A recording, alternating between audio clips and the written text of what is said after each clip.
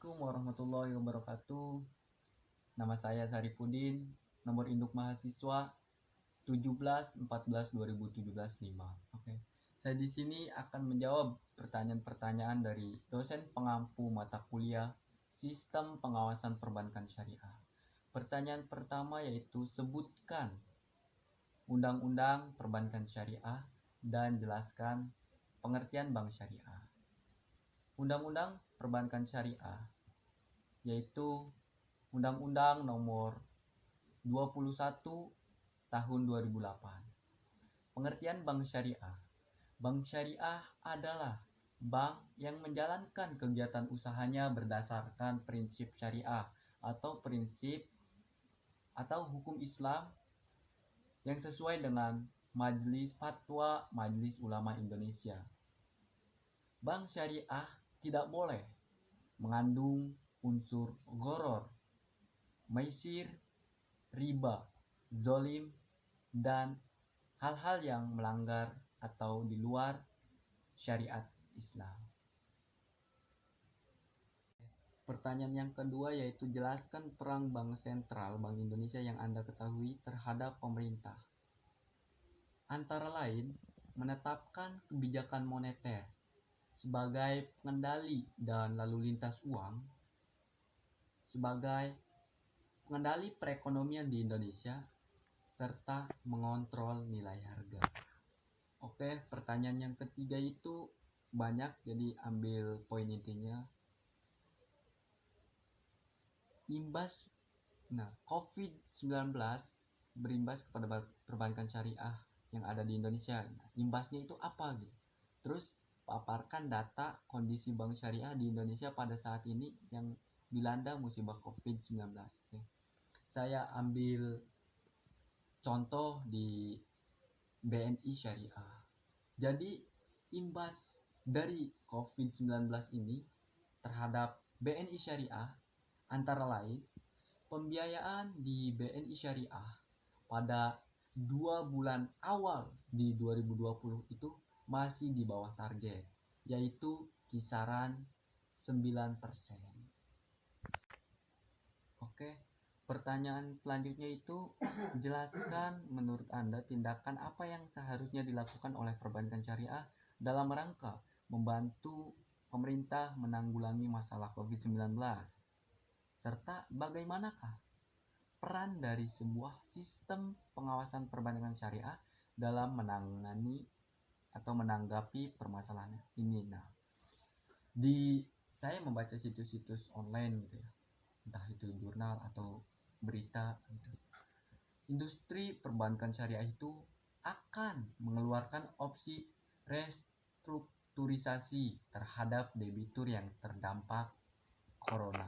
Oke, selanjutnya itu bagaimana peran dari sebuah sistem pengawasan perbankan syariah dalam menanggapi permasalahan ini.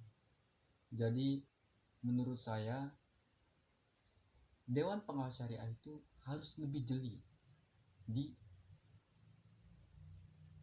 masa-masa sekarang ini. Karena apa? Karena ya Indonesia sedang diuji oleh virus corona gitu. Jadi banyak dampak yang terjadi di perbankan syariah. Dewan Pengawas Syariah harus melakukan pengawasan dan mengeluarkan peraturan misalkan yang sesuai dengan kebutuhan dunia perbankan syariah. Misalkan pemerintah mengeluarkan peraturan seperti ini, lalu Bank Indonesia mengeluarkan peraturan ini, OJK mengeluarkan peraturan ini.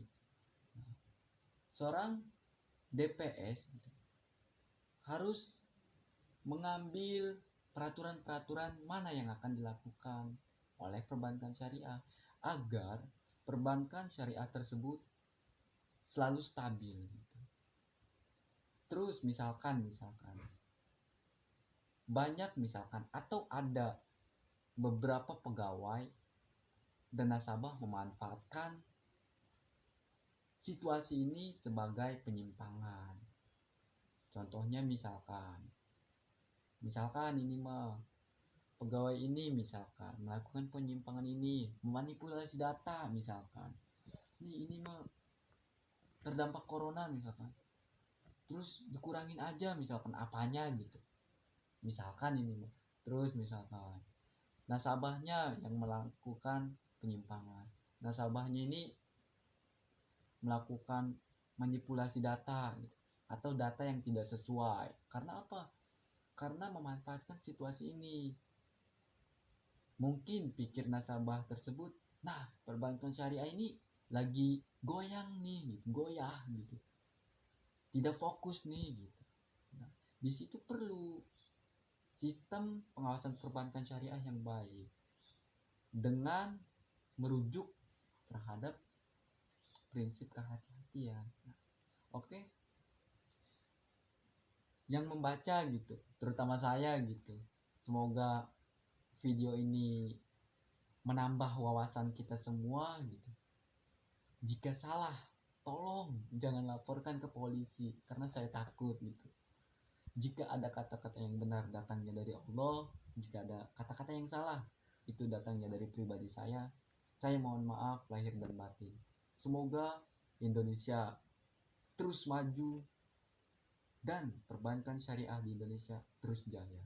Semoga wabah dari virus corona ini cepat hilang dari Indonesia dan masyarakat Indonesia tetap waspada dan senantiasa dalam lindungan Tuhan Yang Maha Esa. Terima kasih. Wassalamualaikum warahmatullahi wabarakatuh.